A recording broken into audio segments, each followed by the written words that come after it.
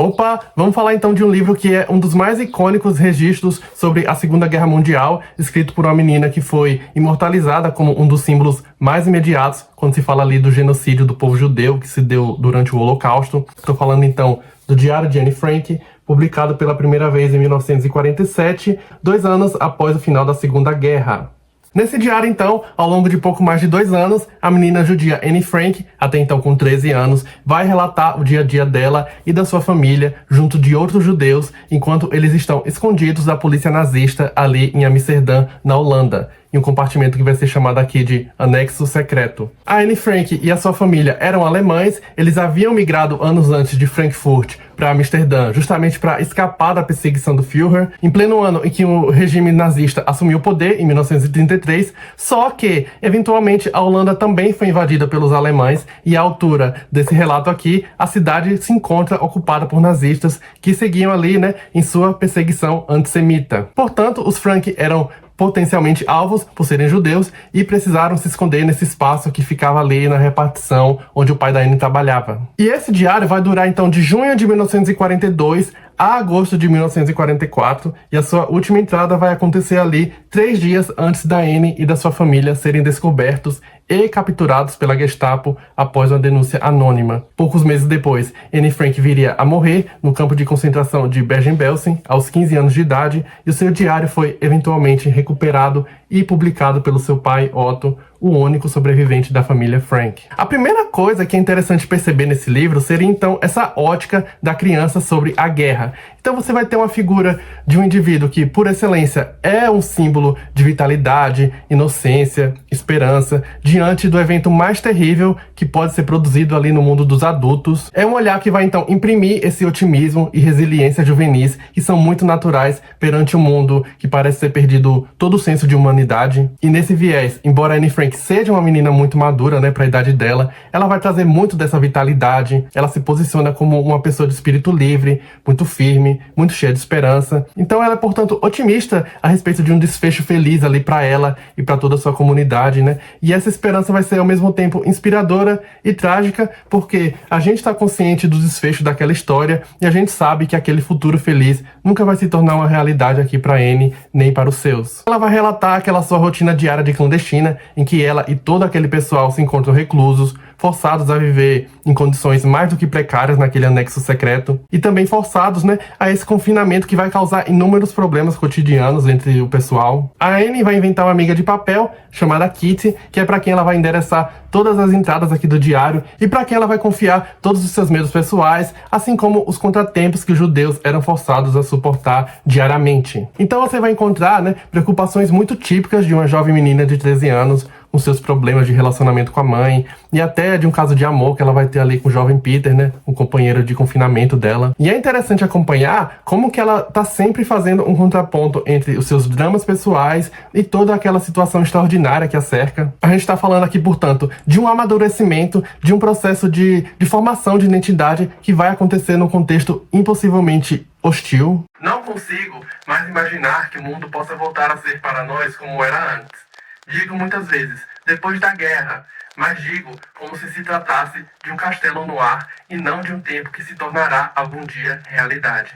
Quando penso na nossa vida em casa, na escola, com todas as suas alegrias e sofrimentos, em tudo o que era antigamente, tenho a sensação de não ter sido eu quem viveu essas coisas, mas sim uma estranha, alguém totalmente diferente. E o interessante é que o Diário de Anne Frank, ele vai apresentar, portanto, a guerra como uma ameaça invisível, no entanto, constante. É sempre algo que está à espreita ali nos perímetros do anexo secreto. Os perseguidores da Anne são uma força maligna, sem rosto, sempre à beira de invadir e de destruir todo aquele senso de segurança que já é bastante frágil. Como o andamento da guerra é acompanhado ali pelo pessoal através do rádio, principalmente, tudo só pode ser imaginado aqui pela Anne. Então ela constrói, a partir partir daqueles relatos ouvidos, imagens mentais muito vívidas sobre o destino de seus colegas de escola, por exemplo, de seus conhecidos, muitos dos quais provavelmente não conseguiram escapar, então estão à mercê ali do sofrimento, do abandono e do desespero. Portanto, para Anne Frank, a Segunda Guerra Mundial vai acontecer sobretudo no plano subjetivo, porque embora fisicamente isolada ali dos horrores diretos do conflito, a sua mente está em constante antecipação, ela fica imaginando o que pode acontecer, se ela e seus companheiros serão as próximas vítimas, e esse constante estado de espera e de medo é tão devastador, né, quanto a violência física, porque ele vai criar essa atmosfera de angústia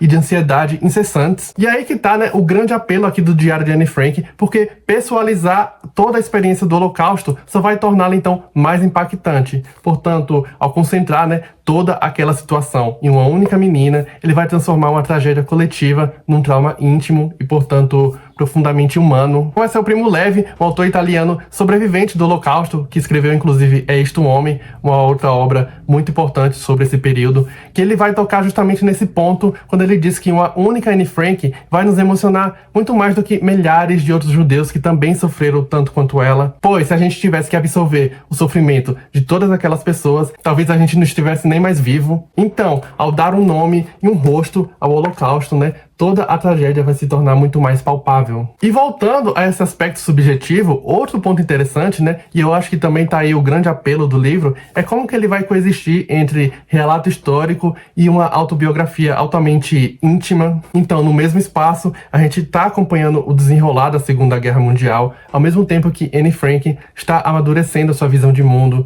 ela está repensando também a sua experiência pessoal com amigos e familiares, está se descobrindo enquanto mulher e ser humano. Ela vai dar sua opinião sobre guerra, religião, juventude, educação, enquanto também vai abordando esses temas até mais políticos e filosóficos. A gente está acompanhando em sensação claustrofóbica a convivência de pessoas que são obrigadas a viverem juntas 24 horas por dia, 7 dias por semana, ao longo de mais de 2 anos. E nisso a gente vai ter então assuntos domésticos também, né, que vão ganhar áreas quase épicos, justamente por serem aumentados ali pelo fator do confinamento. E aí que a gente vai pensar também como que aquela menina era precoce por fazer essas provocações sociopolíticas e filosóficas, ainda que mais voltadas para o senso comum. Então, à medida que a gente acompanha essa sua passagem da infância para a adolescência, ela vai desenvolver de forma muito marcada aqui uma maturidade intelectual. Ela vai até ensaiar uma espécie de filosofia pessoal aqui mais pro final do diário. Vim para o anexo quando eu tinha 13 anos e por isso fui obrigada a refletir mais cedo sobre o mundo e a fazer a descoberta de mim mesma como de um ser humano que deseja ser independente.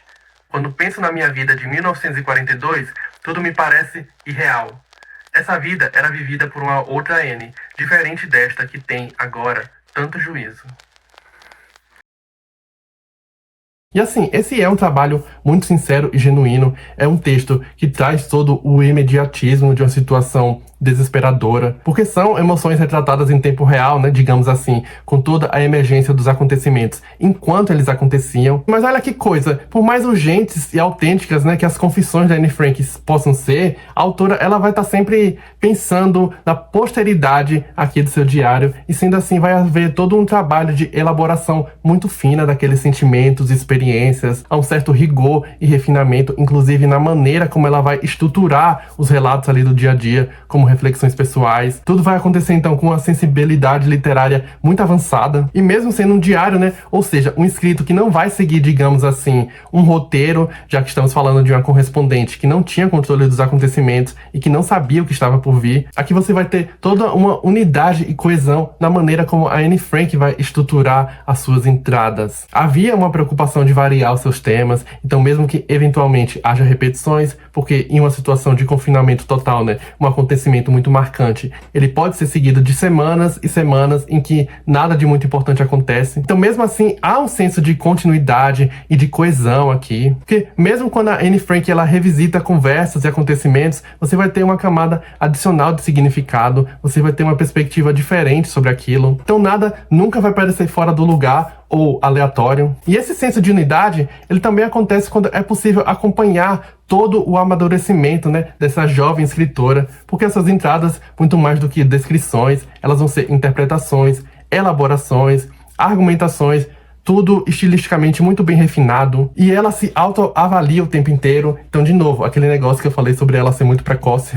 Todas aquelas dúvidas adolescentes, portanto, elas vão ser enviesadas pelo olhar de uma menina que tem um senso de identidade muito firme. Então é muito interessante ver como a Anne Frank se coloca perante seus conflitos pessoais, porque há sempre um discernimento muito grande ali sobre o que seria imaturidade sua e o que seria sua personalidade, ou seja, algo que é dela e que não vai mudar. Existe uma discussão sobre a autenticidade desse diário, porque especula-se o quanto que ele foi editado antes da publicação, mas primeiro que ninguém aqui é perito, então esse tipo de questionamento chega a ser irrelevante, né? E segundo, a gente tem que avaliar as coisas segundo o que a gente tem e não pelo que a gente não teve ou poderia ter tido. E editado ou deseditado, isso aqui não diminui nada a experiência desse relato aqui. Então, para finalizar, no dia 4 de agosto de 1944, todos os 8 judeus que viviam ali no anexo secreto foram presos. Todos, com exceção do Otto Frank, né, o pai da Anne, eventualmente foram enviados a campos de concentração e sucumbiram aos horrores daqueles espaços,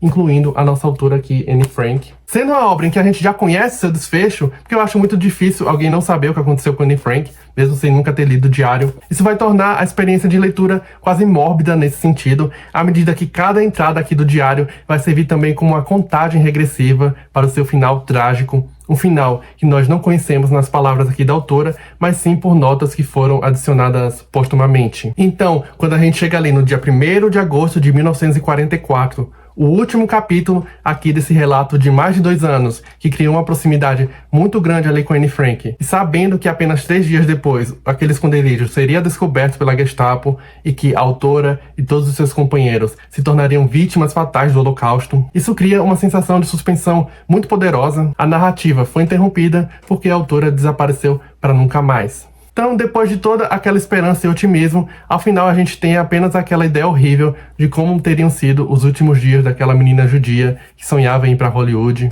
E tudo isso vai ficar subentendido, então, na nota de rodapé que vai dizer simplesmente: aqui termina esse diário.